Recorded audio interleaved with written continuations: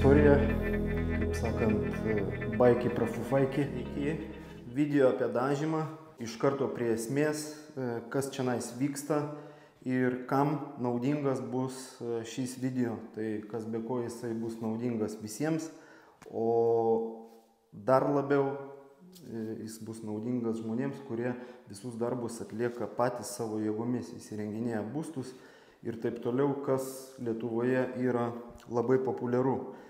Tai kągi, labai populiarus būdas yra dažyti sienas kartu su grindjuostėm ir su visom kitom apdailos detalėm mediniam. Tai kaip matote, tokio dizaino skandinaviško yra langų apdaila. Viskas bus dažoma viena spalva, tai yra balta spalva. Ir yra keli variantai tokio tipo dažymo, bet šiame video aš parodysiu tokį patį paprasčiausią ir tikrai kokybišką dažymo variantą, kada sienos, lubos dažosi viskas viena spalva. Va, tai kaip matote, tarp kitko, visos detalės, apvadai yra nugruntuoti bespalvių gruntų. Dar kitas variantas, kada yra gruntuojama pilnai dengiančių gruntų, šlifuojama ir tada visi apvadai tiesiog purškėsi. Tai šiame projekte irgi visi darbai bus atliekami, dažymo darbai bus atliekami purškimo būdu. Ir kas yra, kokią žinutę noriu perduoti, kad kai kada žmonės galvoja, kurie patys savo įsirenginėja būstus, tai galvoja, kad purkšti yra kažkas tai labai sudėtingo. Tai šiame video aš jums parodysiu, kad visa tai yra netiesa ir kiekvienas gali nusipurkšti bet kokį praktiškai paviršių. Tai vėlgi noriu pabrėžti, kad tai bus pats paprasčiausias variantas. Nėra kažkokių tai reikalavimų išlaikyti tekstūrą vienokią ar kitokią. Žodžiu, visą procesą pamatysite šiame video. Tai dabar kiekvienas dažymo darbas, ypač tokio tipo dažymo darbas, prasideda nuo paviršių dangstymo. Ir pirmas dalykas, tai aišku yra dangstomos grindys. Tai grindų dangstymui aš pats naudoju kuo storesnį popierių ir rekomenduoju jums tą daryti, todėl kad visokių tų popierių yra ir iš plono popieriaus paprastai naudos būna labai nedaug, o dar kai kada ir prisidarai savo problemų. Tai kad kuo būtų storesnis popierius, kuo atsparesnis trinčiai, tampysim šlangą, kažkur tai padėsim kopėčias, kad nepažeisti dažymo proceso metu to popieriaus. Tai tas yra labai svarbu. Toliau paviršiai yra finišiniai. Beje, tai nėra video apie paviršių paruošimą, ten sienų glaistymą ir panašiai. Tai yra grinai apie tai, kaip nudažyštam prie maskavimo medžiagų. Tai pagrindinės medžiagos, kurios bus naudojamos šiame projekte. Tuoj parodysiu. Tai dar vienas dalykas, kaip matote, lango varče yra sudėtingų tokių taškų, kur yra labai sunku užmaskuoti viską gražiai, kad užsidažytų viskas. Bet pamatysite, kaip iš šios konkrečios situacijos aš išeisiu ir manau, kad panaudosite šitą taktiką savo darbuose. Tai dabar pradėkime nuo plėvelės, kuri bus naudojama langų dažymui. Tai yra langų apdailos dažymui. Tai yra keli variantai. Yra pirmas variantas, tai pati pigiausia standartinė plėvelė su popierinė juosta. Ir kitas variantas yra, kaip yra rašoma, tiksliems, reiškia uždengimo darbams. Bet visi turbūt supras, kad tiksliai galima tą darbą atlikti tiek su viena, tiek su kita. Vienintelis skirtumas, kuris man asmeniškai yra labai svarbus, tai yra, kiek laiko mes galime palikti juostą priklijuotą prie švarių paviršių. Tai popierinė juosta turėtų būti, negaišiu laiko, žodžiu, popierinė juosta, jinai turi būti nuimama kuo greičiau. Nu, žodžiu, ten kelių dienų bėgyje jinai turi būti nuimama, nes jeigu ją palikti ypač ant saulės, jeigu ar šiaip ilgesniam laikui, tai nuo jos lieka klijai. Tai turėkite tą omeny. Balta, paprasta popierinė juosta. Kitas dalykas, jinai pati juosta yra storesnė. Tai pridažant, reiškia, kažkur tai kampą, po ją gali palysti dažai ir siūlė gausis nebegraži. Va, kitas variantas tai yra štai tokia juosta, kaip jau minėjau, tiksliems, reiškia, dangstymams, ne? Tai pagrindinis dalykas tas, kad ją galima palikti savaičių savaitėm ir nepergyvent, kad nuo jos liks, nuimant ją, kad liks kažkokie tai klijai. Va, tai šitas yra dalykas išbandytas, mano asmeniškai, visiems galiu rekomenduoti. Nu, vat kaip pavyzdžiui, koks variantas gali būti, jeigu viena iš šių sienų būtų, pavyzdžiui, medinės dailylentės, ne? Tai visą apdailos etapą ta siena turėtų būti uždengta. Tai tam, kad neturėti paskui kažkokių tai problemų, ten po 2 ar po 3 mėnesių nuiminėjant juostas, kad neliktų klijų, tai reikėtų panaudoti tokią juostą. Va, ką norėčiau paminėti, aš turiu savo kanaluose video ir apie specifinius maskavimo įrankius, ar ne, bet šiame video aš noriu pateikti tokią informaciją, kuri bus labai aiški, kaip sakyti, naudinga kiekvienam ir profesionalam, kas be ko, nu, profesionalai ir taip žino apie visus, reiškia, specifinius įrankius, kurie yra pakankamai brangus, bet vat žmonės, kurie darotės darbus patys savo, tai vat visas medžiagas pateikiu tokias, kurioms nereikia kažkokių tai įrankių, visos tos medžiagos yra prieinamos bet kokioj parduotuviai, niekur nereikia ieškoti, nieko važinėti, praktiškai nuvažiavai, bet kurį prekybcentrį ir pasiėmei tas medžiagas. Toliau kiti variantai, taip su plėvelėm viskas aišku, toliau reikės apklijuoti apvadus gražiai, ar ne, grindis.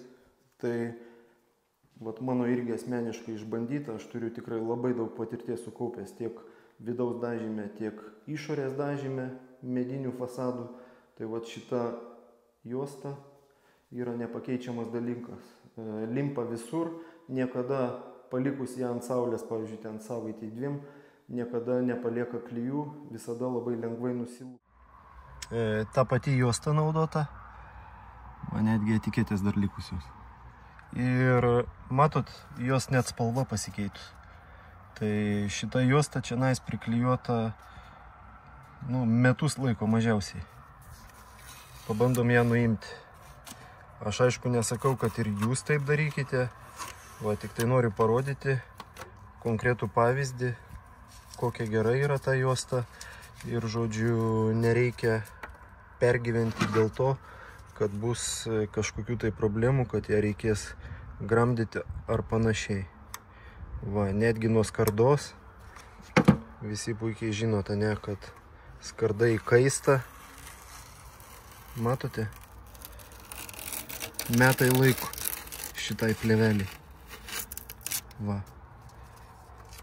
Ir net nepalieka, net ant skardos nepalieka jokio, reiškia, jokio klijaus.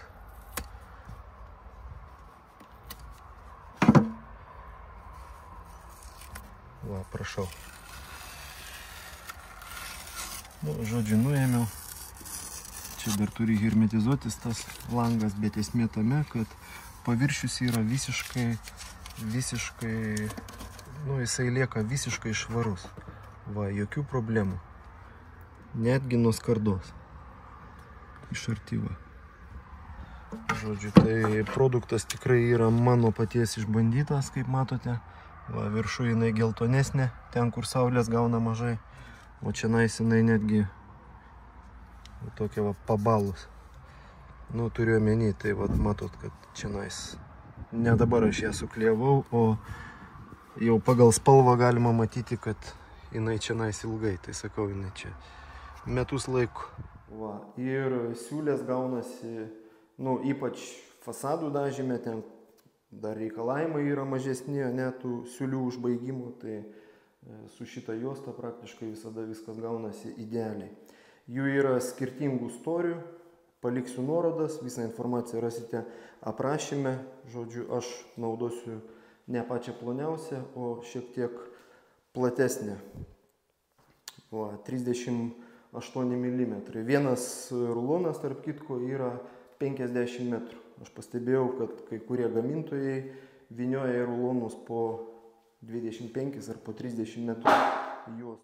Tai dabar pirmas žingsnis yra užsidengiam grindis su popierium ir apsiklijuojam visur grindis palei apvadus.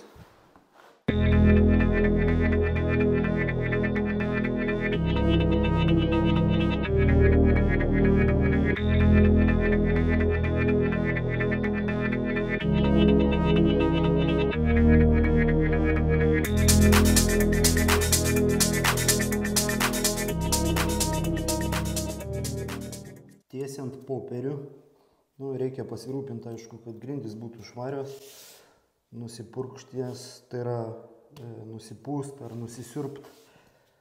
Ir kada popierius yra tiesiamas, tai turi likti tarpelis aplinkui visą perimetrą.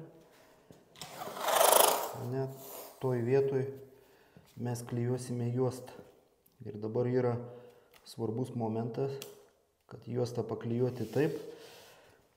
Žodžiu, ne tai, kad visai priglausti kraštelį prie pat apvado ar prie grindjuostės, bet kad vos liktų tarpelis.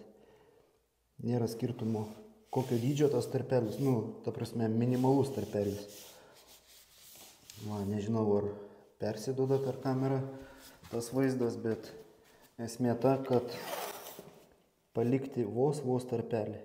Nes jeigu nepaliksim tarpelį, tai,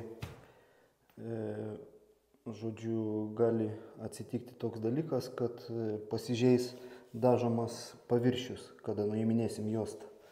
Tai pamatysite čia dar, kas šiandien vyks.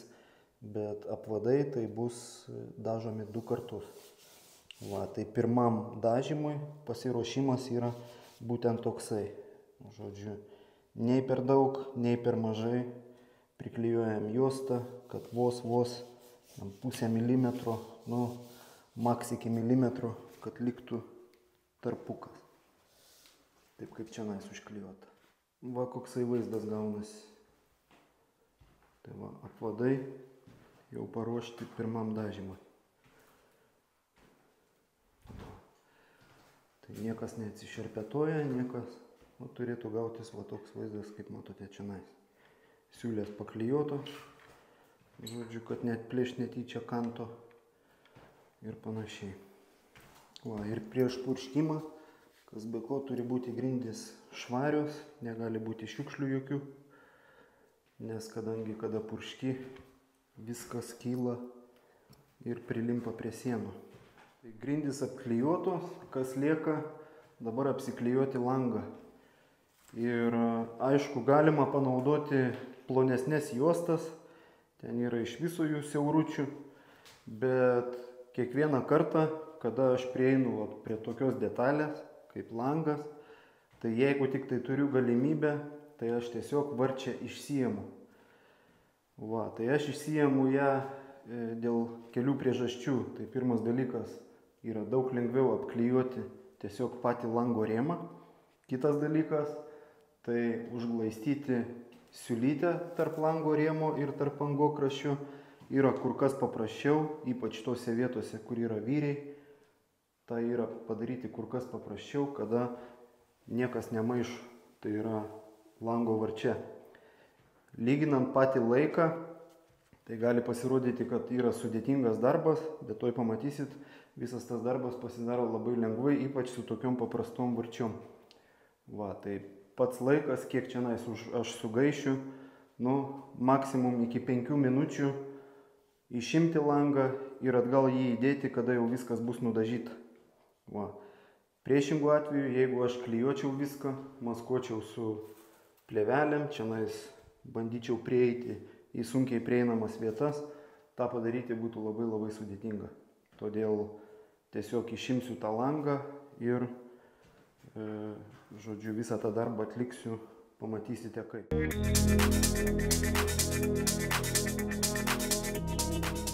Taip, tai toliau, kaip matote, paviršius švarus, visur lengva prieiti. Čia dar negalėjau užglaistyti, nes kadangi vyris maišė, tai visą tą darbą padarysiu dabar. Va, ir užsiklijos viskas labai paprastai su tokia plėvelė. Reikės tik tai, aišku, kas be ko, aštraus peilio. Nes su atšipusiu peiliu bus labai sunku nupjauti tą plėvelę.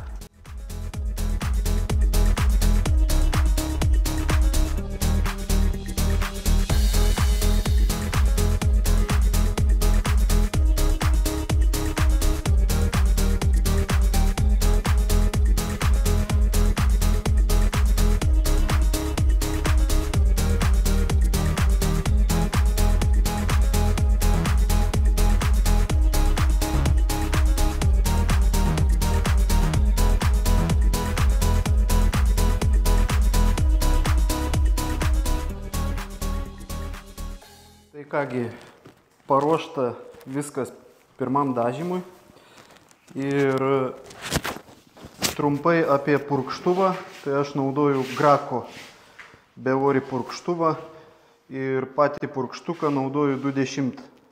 Tai man yra reikalingas smulkus siauras fakelas, tai žodžiu šito numerio purkštuką aš panaudosiu. Ir visų pirma, tai einam tik tai medinės detalės. Tai reiškia, kad grindjuostės ir apipurkščiu langų apdailą. Tai labai svarbu saugos priemonės, kaukė būtinai, kad nekvėpuot visų dažų dulkių, nes dulkių jų yra.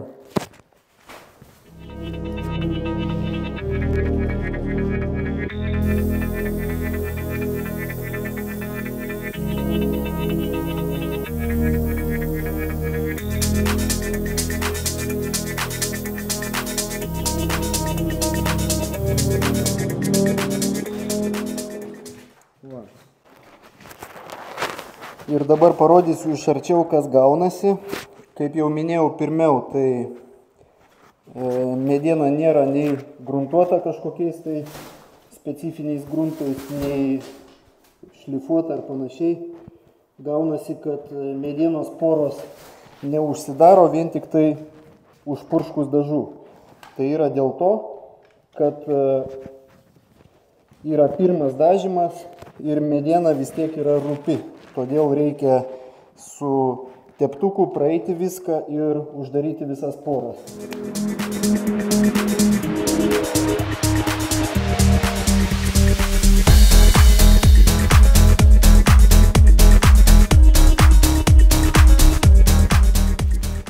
Kaip jau minėjau, tekstūrai, baigtumui paviršių kažkokio tai reikalavimo nėra, kad neliktų teptuko tekstūros, todėl laisvai darbuojas su teptuku, žodžiu, bet jeigu yra reikalavimas, kad paviršius būtų baigtas kaip baldas, tai kaip jau minėjau, tada reikėtų gruntuoti visus apvadus ir juos šlifuoti ir tada dažyti tik tai purškimo būdu, be teptuko ar be valiuko.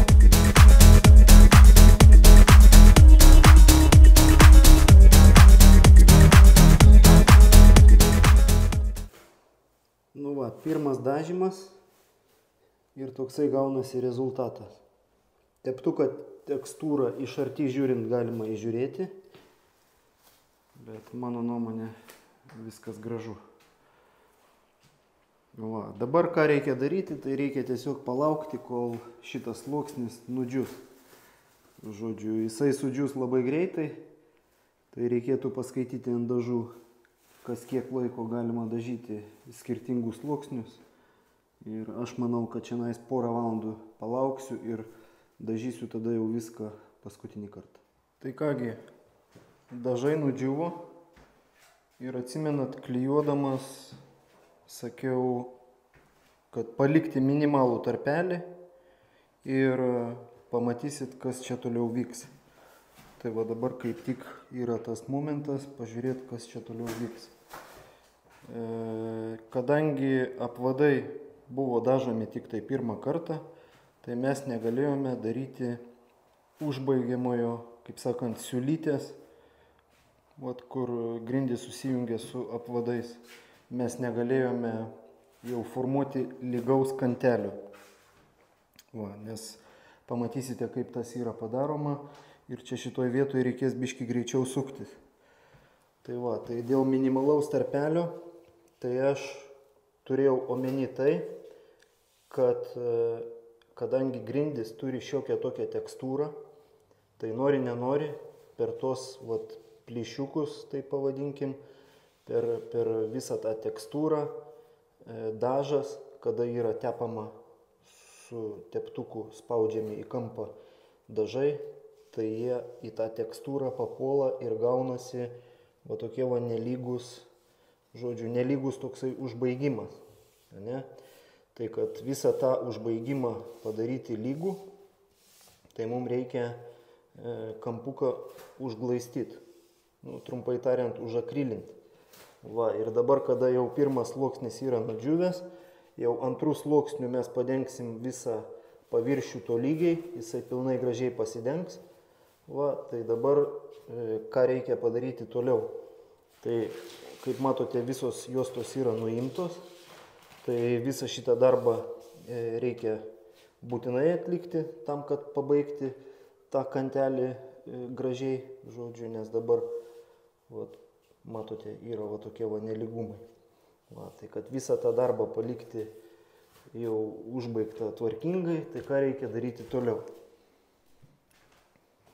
Tai kad išlyginti visus tos nelygumus, tai dabar antrą kartą klijuojam dažymo juostą ir mes ją klijuojam šį kartą ne visai palei pat apvadą, o šiek tiek atitraukiam ir užklijuojam jau grinai ant grindų. Ir užklijuojam lygiai tiek, kad mums užsidengtų visi tie nelygumai. Kad jie liktų neužklijuoti, kaip čia pasakius, kad jie liktų neužklijuoti su juosta. Tai paprastai 2-3 mm galima padaryti ir kaip viskas užsibaigs, pamatysite patys.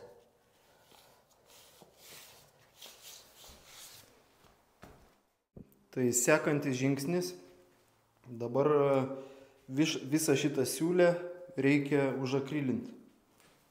Ir tą padaryti yra būtina tam, kad užpildyti visus tekstūros nelygumus, kurios turi grindų danga. Dėl šitos priežasties ir buvo daroma viskas taip, kaip matėte, ir dabar yra atitraukta maždaug ant 2 mm visa juosta nuo pačios grindžios. Ką reikėtų žinoti akrilinant tokias vietas, tai nereikia persistengti su sluoksniu. Turiu omeny, kad nereikia per daug, reikia vos praktiškai sluoksnis turi būti toksai, kad tik tai užpildytų pačios juostos storį, jeigu taip galima įsireikšti.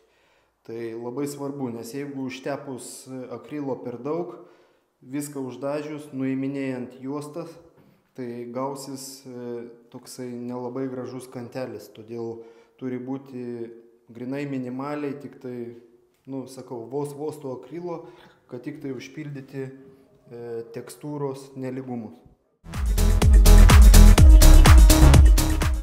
Visus kampus užakrilinau ir dabar reikia suktis greitai, nes viską reikia nudažyti, tame tarpe ir apvadus, kol dar akrilas nespėjo pilnai sudžiūti. Tai čia yra labai svarbus momentas, nes kad lengvai, kad akrilas nepridžiūtų prie pačios juostos. Visą tą darbą reikia padaryti kuo greičiau, kad kuo greičiau nuimti juostas ir tada visos siūlės gaunasi švarios.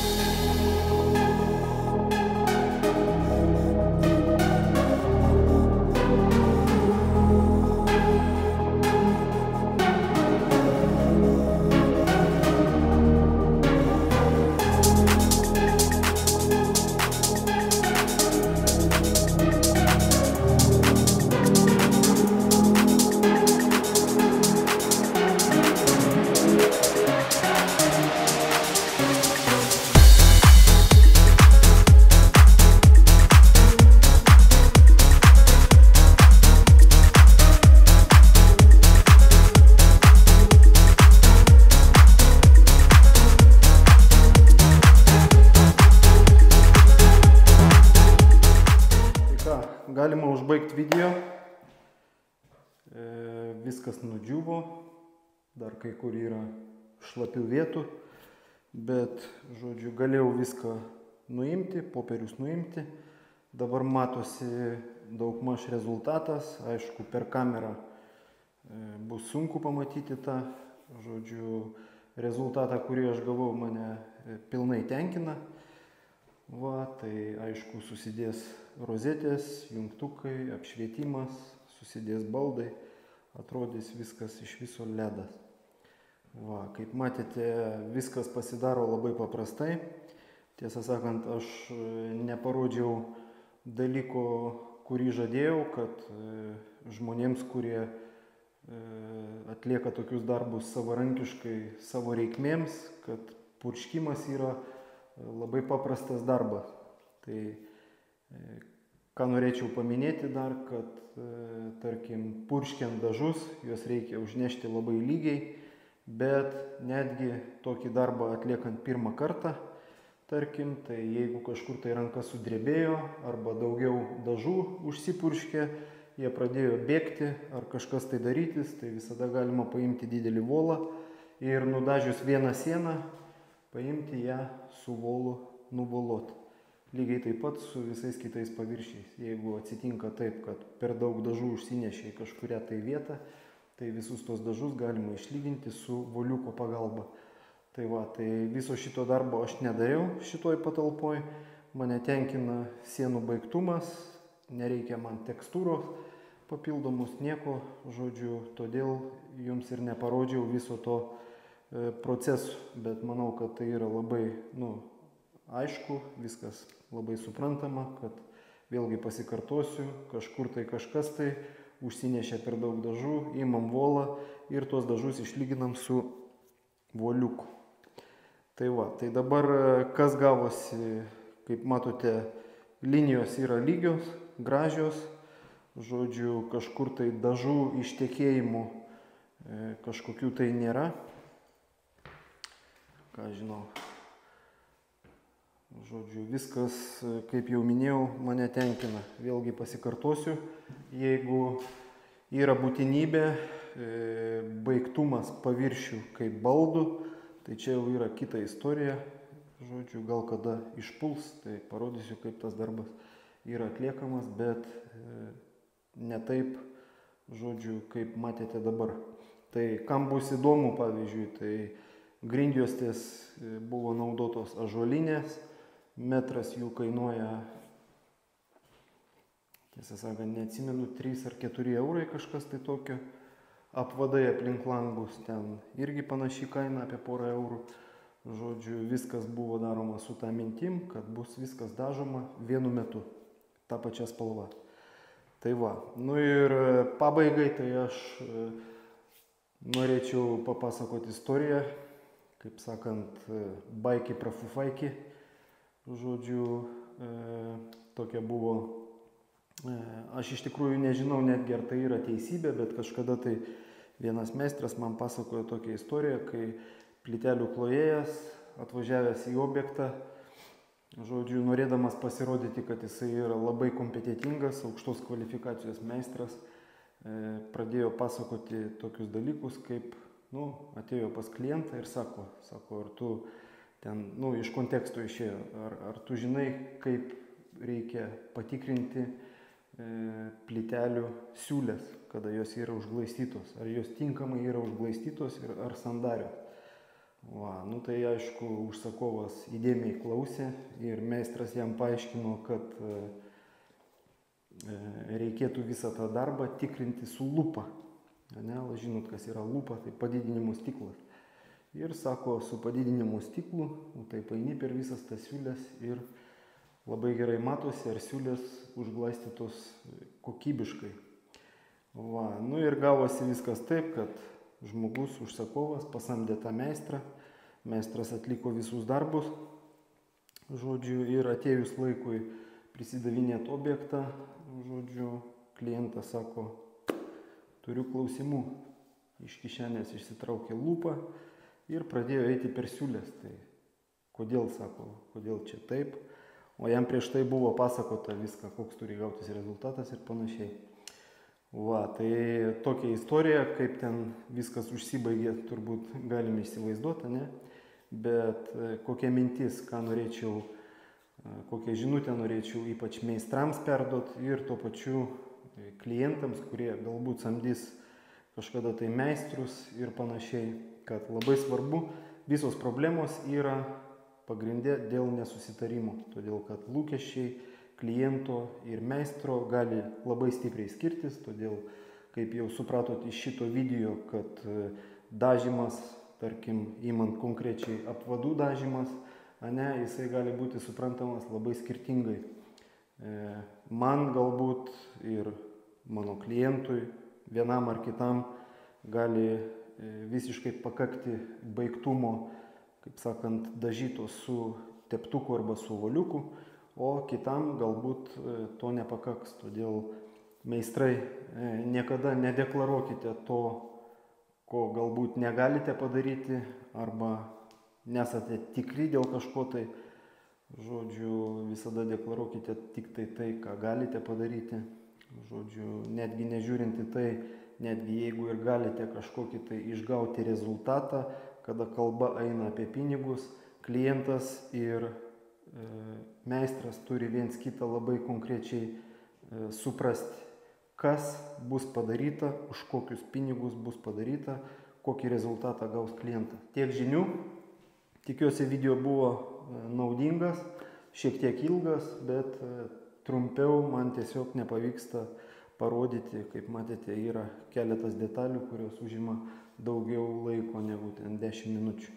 Todėl paspauskit laiką, pasidalinkit ir laukit kitų video apie statybas ir apie įrankius.